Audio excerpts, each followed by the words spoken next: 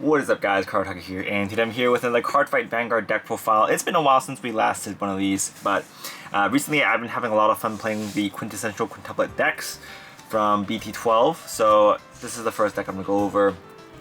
Honestly, the builds are quite, fixed, but I'm just going to give you guys some tips and pointers on how to, use the deck if you guys are in a pinch, because, the deck is not super consistent, but when you do get the things going off, I think it is pretty okay.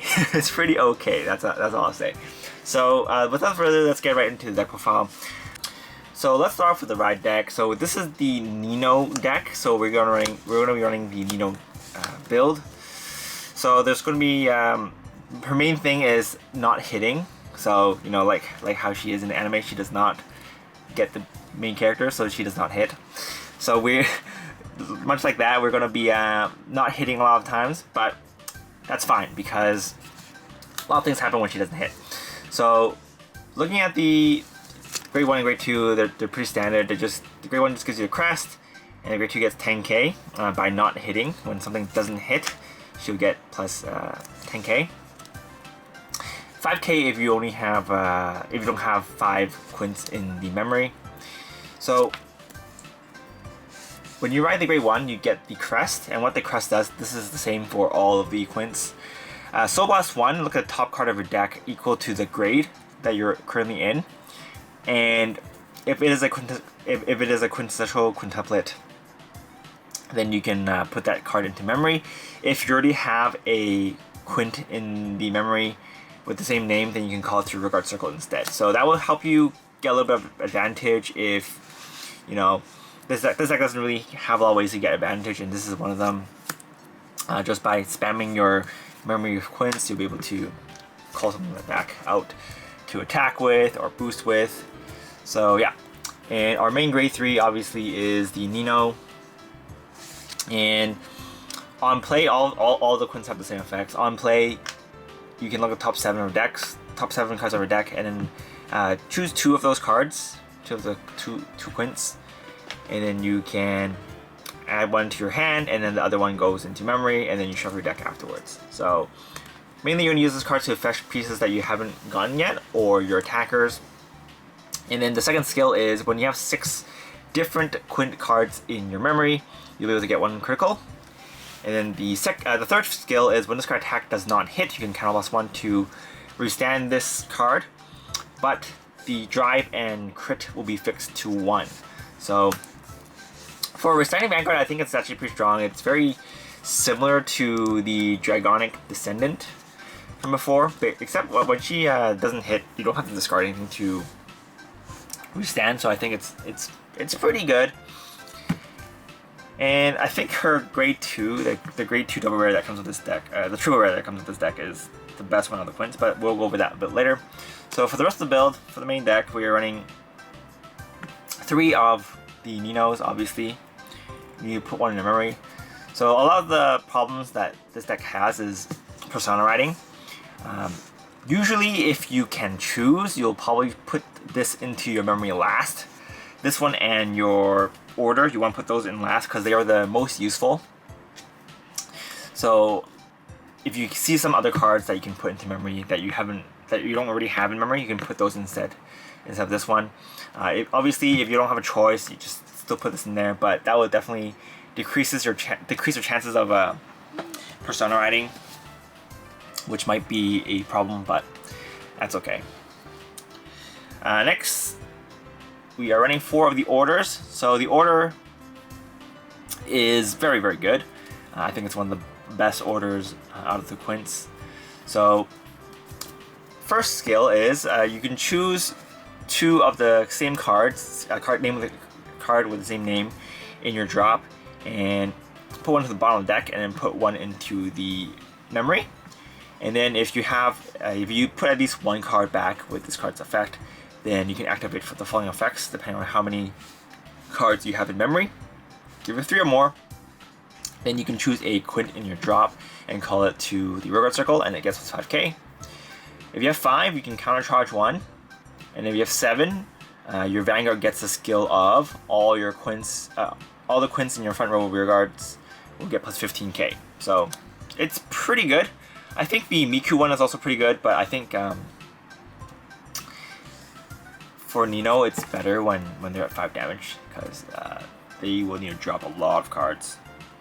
So next we are running 4 of the water drinking Nino. So I think she's like the best card in the deck. So when this card attack does not hit, if you have a Nino, this one, the quintessential quintuplet Nino, then you can counterblast 1, put a quint in your drop to the bottom of your deck, and then you can unsuspend this card, or restand this card, sorry, and then you can draw a card if you have 5 or more different names in your memory. So why is this card good? Basically, when your opponent's at 5 damage, they will have to guard, so you will get to restand this for sure. And you can pretty much stack crits on this. Even if you don't, if they're not at 5 damage, if you attack with this and you stack all the crits to this Nino, she will definitely be a threat. Because if you stack at least 1 crit on there, she'll be, you know, at least 20k. If you coil out with the order, she'll be 25k. If you Persona Road, she'll be 35k. If you have this order, she'll be even bigger. So if you attack with this, they guard, then you can restand this, and then attack with again, and then they will have to guard again, right? If they're at 4 damage. So it's really good. Definitely stacking crits onto her is, you know, helps me win games. So she is definitely one of the best cards in the deck. So yeah, stack crits onto her. Very strong. And she just works really well with order. If your opponent kills this, that's fine. You can bring it back with the order. So pretty good. Next, we are running 3 of the other right line card. You know, when it doesn't hit, you get 10k. Not amazing, but still okay. Like, if you attack with a Vanguard and it doesn't hit because it has a crit or something, then she'll get a buff, which is okay. If they're at 4 and they choose to take it, that's fine. That just makes your other cards better on the next turn, because they're going to have to guard for them. So, you know, we don't really have much of a choice. So a lot of times this will be discard fodder if you can choose. Same with this one. This is the rest of the line, right line. This one's a little better because it can be a 10k shield. So if you have 3 different quint names in your memory, she has a 5k shield. So it's a 10k shield, so pretty good defensively. And most times if you have extra copies of these, you can use these as fuel for the order. So there's that. And then we're also running the other great one, which all the quints have this. It's on play. If this card is played during your main phase, then if your Vanguard is a quint card, you can look at the top 3 cards of your deck, and then you can add a quint to your memory, shove your deck. And then the other skill is, if your memory has 3 or more quints with different names, then this card gets plus 2k. So it's a 10k booster, which is great behind your 13 Vanguard. But most of the time you'll be using it just for the searches,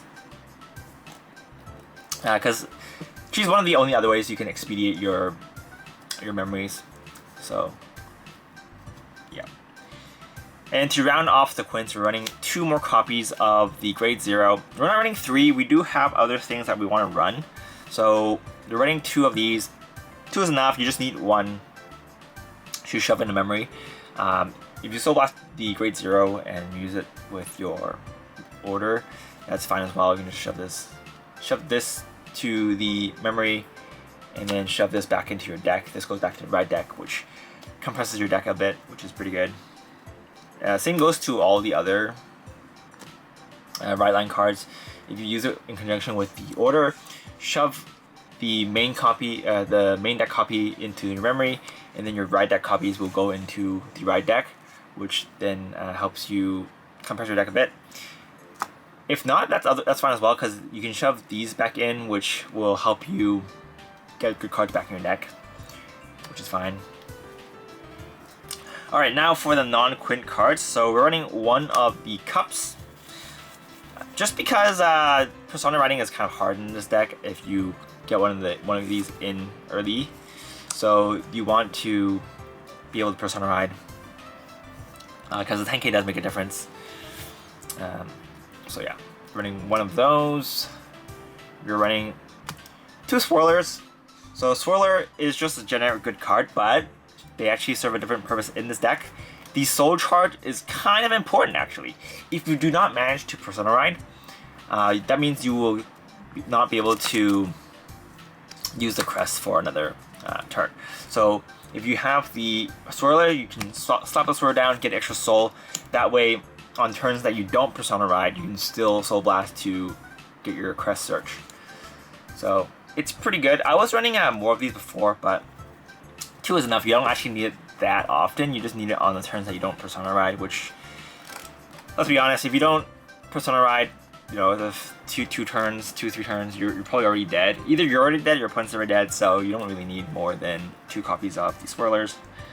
So they're also 13k boosters, potentially, so they also work really well with the water drinking Nino. Next, running Perfect Guards. Obviously, Perfect Guards are kind of important, so running 4 of those.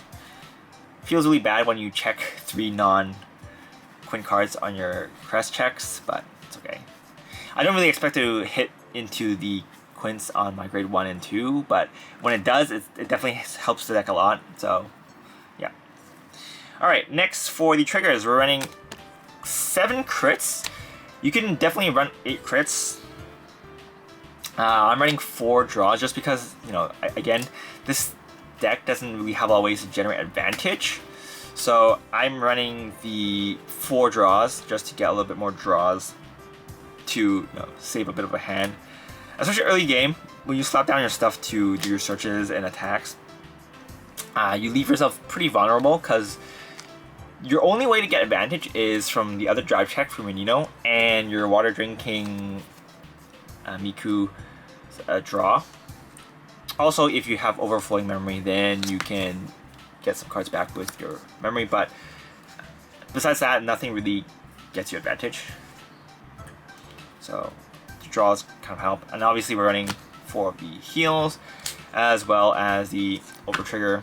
You can run the red one or the blue one if you want. I just have the Brancate ones, you know, extra one laying around, so that's nice. It's also really nice to check this early, because if you attack with this with 3 crit, your opponent has no choice but the guard, so it's really nice.